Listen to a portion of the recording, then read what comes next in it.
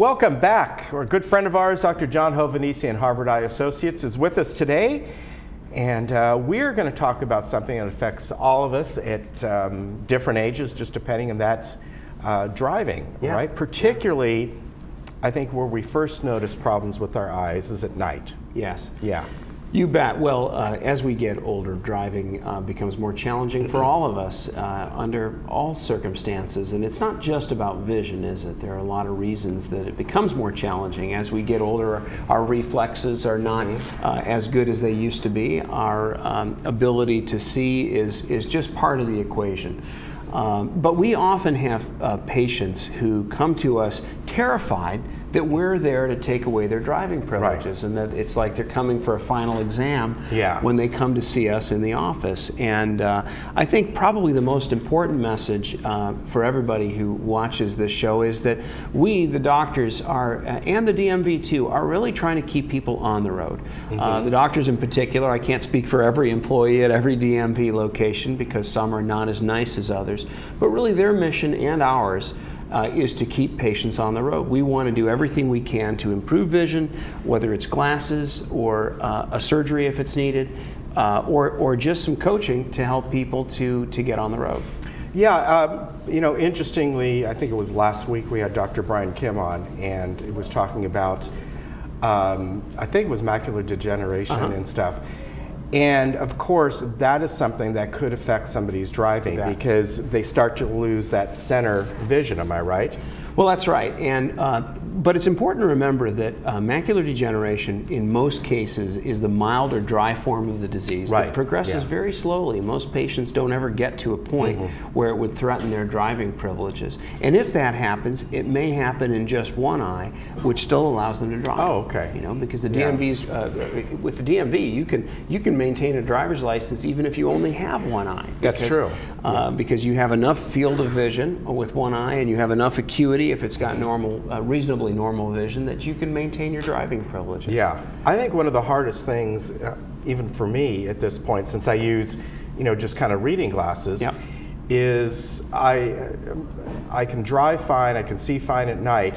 The hardest thing is now you're looking down at all the information on your screen, you know, whether it's you got a touch screen, you're looking at navigation or something, and it's in my field of vision that I kind of need my reading glasses, I kind of don't, and then I'm looking up. That's the hardest point for me, is focusing out there and then quickly focusing on the interior of the car, whatever it might be. Well, you know, and for many people who want that ability to switch off and can't see the intermediate vision where the dashboard is, some type of bifocal or a progressive type lens is a good choice. And what is the difference, progressive? Well, so a bifocal lens has a line, and a trifocal has two lines. Why are there two lines? Well, for some people, they really want sharp focus at arm's length where the computer monitor is or where the piano music is, and that's the middle segment there. Whereas reading is a little closer to our face, isn't it? And so when you're reading, it's the lowest segment on the trifocal.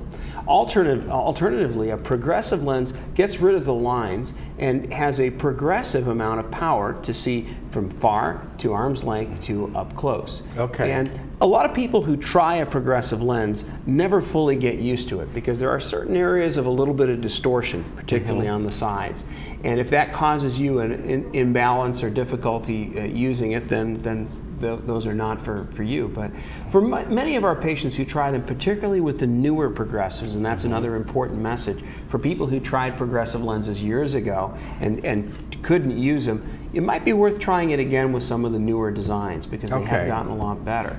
I've looked at, although this kind of it does relate to driving because this is the reason I looked at them, were bifocal sunglasses. And one of the, I tried them on, I was in just some shop somewhere and I thought, okay, I'm going to try these on. And the hardest thing for me, since I've never worn bifocals, is I kept wanting to move my head. And the woman at the store was just saying, no, it's, you know, what you got to do is you don't move your head, you move your eyes. And I was wondering, well, are these going to work for me or not? But that was my reasoning. I'm wearing sunglasses most of the time in Southern California, as you should. And I thought this would be great for driving because then I can glance down and look at whatever I need to look at. Indeed, you can, and bifocal sunglasses are very, very popular for good reason. Because many people can read adequately in bright sunlight. Yeah. But if you dim the light by putting a tint on those glasses, then your pupil gets a little larger, the contrast is a little lower, and you lose the ability to read. So you need that bifocal power that the lower section gives you. Okay, so those are something that's available. Absolutely, they're available, and they sell some over-the-counter bifocals are made with. I should say, over-the-counter sunglasses are made with bifocals, and of course, prescription-made bifocals can include astigmatism correction as well as the bifocal power of whatever sort you want. Right, exactly. Easy to do. Getting back to driving, we all know there is a time when we reach a certain age, and I'm not talking about your cognitive senses for driving, but your vision. As far as, are there such a thing as we have reading glasses? Are there driving glasses? Are there glasses that will help people just for that purpose? There are amazing technologies, and even people who are pushing the limits of being legally blind can actually have devices that allow them to stay on the road. There are bioptic telescopes. And once in a rare while around here, you'll see somebody driving with one. It looks a little scary to see somebody with these, so they look like glasses with a small optic, like a jeweler's loop that they wear. But they actually allow them to have enough visual acuity to meet the criteria to pass a driving test with the DMV. And then, the most important thing I think also is to remember we live in an age of wonderful services. And so losing if it's time to hang up your keys, as it will be for most of us at some point in life, nowadays, particularly here in Laguna Woods Village, we have a terrific bus and transportation system, but also Uber. Right. Uber, for many people who just make a few trips a week to a doctor or to a grocery store, is less expensive than owning a car anyway. Yeah, and they come right to you, and it's a simple way to communicate. For viewers who don't know, I shouldn't assume everyone knows what Uber is. There's Uber and Lyft. They're two services, and you call them up. Usually it's with a smartphone application, and they come right to you. It's a private person who owns a car, and it's like a taxi but less expensive. Right. And quite a bit less expensive. They come directly to you, take you where you're going, and then they go on their way. And you don't have to hand them money. You're paid within. You put your credit card in the application, and you're paid within the application. And have you ever used Uber? I have not. No. It is terrifically useful. I've used it when I travel a number of times, and it's so much simpler than a taxi. Because you just get in, you know their name, it tells you their name, and they know your name, and you give a rating to the driver when you're done, and that keeps everybody, and they give a rating to the passenger when they're done. So that's great. So that when you're done, you better be nice to each other because they're going to give you a bad review. Yeah. And next time you're seeking a ride, if you have a low review as a passenger, nobody may come pick you up. Yeah. So be nice to each other. Yeah, exactly. See, you can go to Harvard Eye and get your eyes tested and learn about Uber. But no, that you bring up a really good point. I mean, we want to keep driving as long as possible. Getting back to just simply the type of glasses, if you don't need maybe you just have a slight stigmatism, as I do. As far as a prescription lens, are you talking about more of a reading type glass, or maybe you just have one eye? I've always been told, when I've gotten tested, my left eye has astigmatism. Right. And that can affect your, certainly, is it usually up close vision? It affects everything. So what astigmatism means, it's a term many people don't fully understand, means there's a little bit of warpage in the cornea, which is the front window of the eye. It's usually in the cornea. And that means that instead of being a spherical shape like a basketball, it has kind of an oblong curvature to it, like a football. So how would you, if a football were a lens, how would it focus? It would have kind of an oblong sort of focal bifocal Right. image that it would create. Yeah. So how do you correct that? Well, astigmatism in glasses can correct most regular types of astigmatism. We have irregular astigmatism, which is a whole other challenge that we won't talk about. But for most people with astigmatism, a pair of glasses will correct it.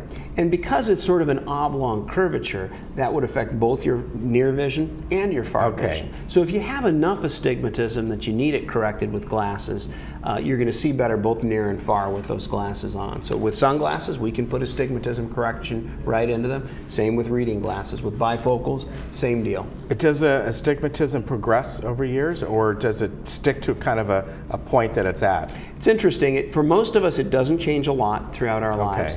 Although it may change when we have cataract surgery. Typically, an interesting thing is that cataract surgery may slightly worsen astigmatism because the lens inside your eye that we're removing corrects some of the astigmatism we're born with in the front of the eye. Okay. So when we replace it, we take special care when doing cataract surgery to deliberately correct that astigmatism so that you end up with less rather than more when you go through surgery. Our goal, of course, when we do any type of surgery is to make vision better and do it without glasses. That's true.